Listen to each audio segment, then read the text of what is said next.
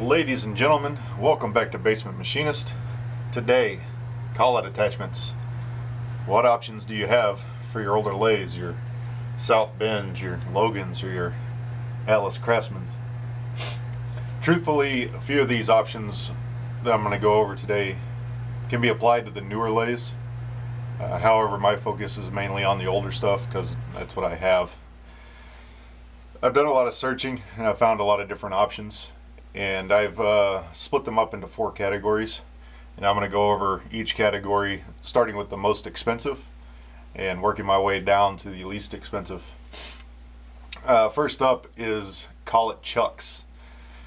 Now this first chuck, and the reason why I say that this is the most expensive, is the Bison 5C collet chuck.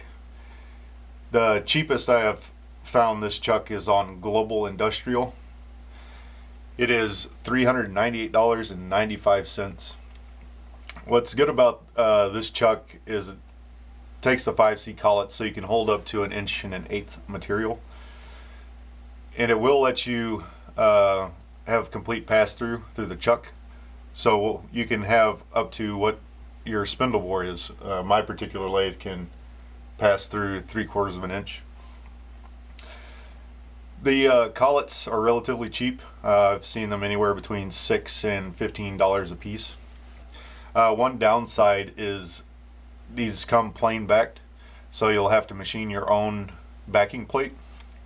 Or if you want, Grizzly sells the same chuck with a backing plate that's already machined for an extra $160. It's up to you if you think it's worth it to spend that extra money to not have to machine a backing plate. Next is the Bell Tool Company's ER32 collet chuck. This one comes fully machined, ready to be screwed onto the spindle. They do come in 2 varieties. You can get one with the ER32 or the ER50, I believe it is. They come you can buy the chuck by itself for $83. It does not come with collets, but it does come with the collet key or the spanner wrenches. Or you can get it with 5 collets for $163. And as I said before, it can be screwed right onto the spindle, no extra machining required. Just like the Bison, it has full pass-through. The collets are about $20 a piece for decent ones. I have seen them go on eBay for $5, but it'd be hard to trust that. I would imagine there's quite a bit of run out with those cheap ones. The next category is the 3C Collet Closures. The one you can get is, of course, the original equipment. Of course, they're no longer made, so you'll have to search on eBay or Craigslist, and they range anywhere from $100 to $500 depending on condition and whether or not the set is complete. Most of the time, from what I have seen, the sets are not complete. They're either missing a few collets or they're missing the spindle protector, which isn't a huge deal. You can make your own, which I've done in a previous video. I'll put a link to that in the description. These do allow complete pass-through like the collet chucks. However, you're limited to the bore of the collet closer drawbar. The next option is the Little Machine Shop Universal Collet Closure. Now this comes with the drawbar and the 3C to Morris Taper 3 adapter. It does not come with collets, so you'll have to purchase those separately. The draw tube is oversized. This is how they're making it universal. It's oversized, so you'll have to trim it to fit. Little Machine Shop specifies that it'll allow 7/16 material to pass through. And this set The drawbar and the adapter is $99.95. The next category, there's only one in this category, and that is tool holders. Now, tool holders are not specifically made for lathes. They're meant to be used in mills and drill presses, things like that.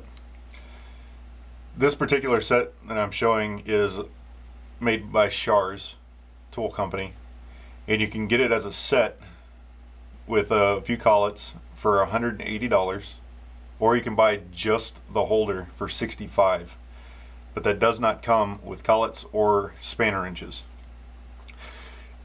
Now there's varying sizes. Schar's offers two sizes. There's the ER32, and they also have the ER40, which is a little bit more expensive. If you search around online, mainly on Amazon, there's a few companies that are selling on Amazon that have ranges from ER11 all the way up to ER50. However, ER50, I think that's a little much especially for these little lathes. I think it's overkill. A few downsides is there's no pass-through.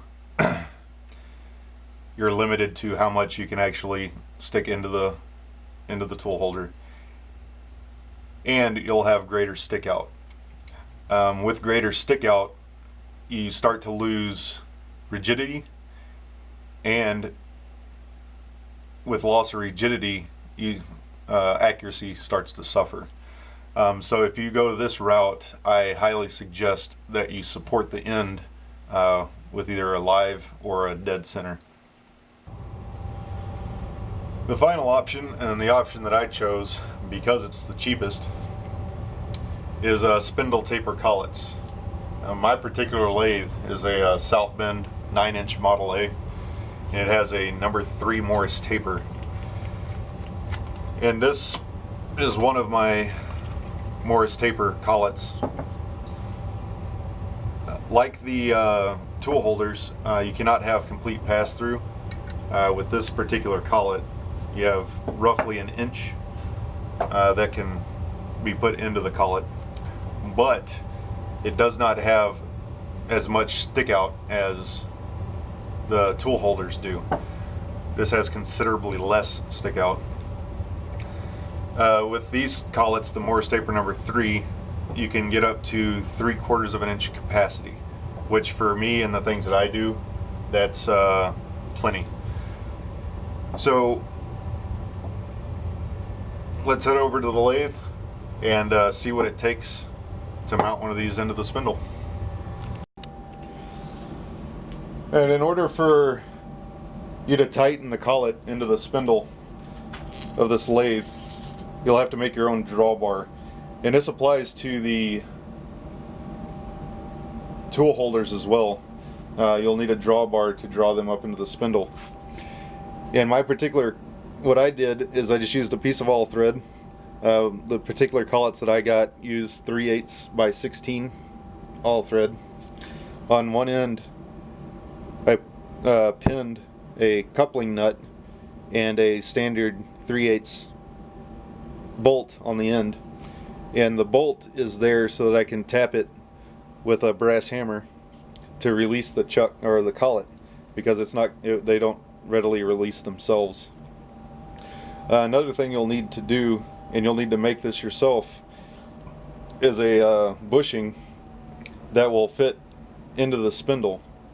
So the smaller diameter here is turned to 3/4 of an inch that will fit inside the spindle, and then the outside is turned to the outside diameter here, which on this particular case is 1 1/16.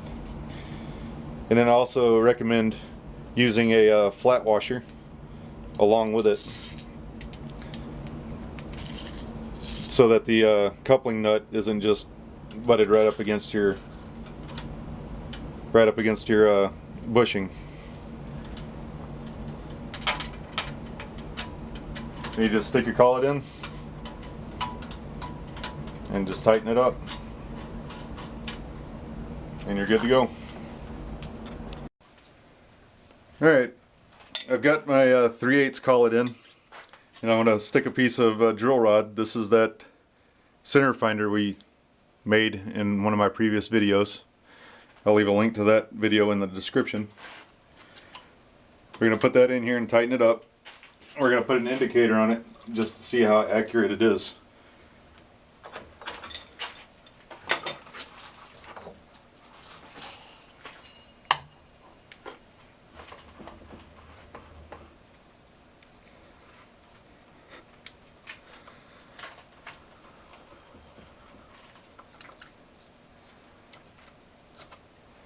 I'm going to try and get this indicator in the spot to where you can see it. I don't know if I can or not. I don't think I can.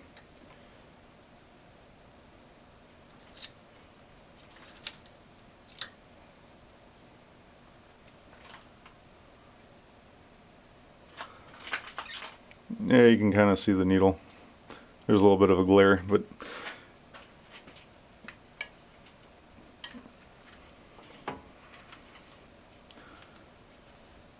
now you're not going to be able to see how little movement there is, but there is less than a 1/2,000th run out using this particular collet. And for my purposes, that is better than expected.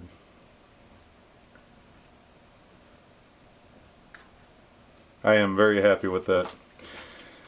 Anyway, that'll do it for this video. I thank you for watching Basement Machinist. I'll see you next time.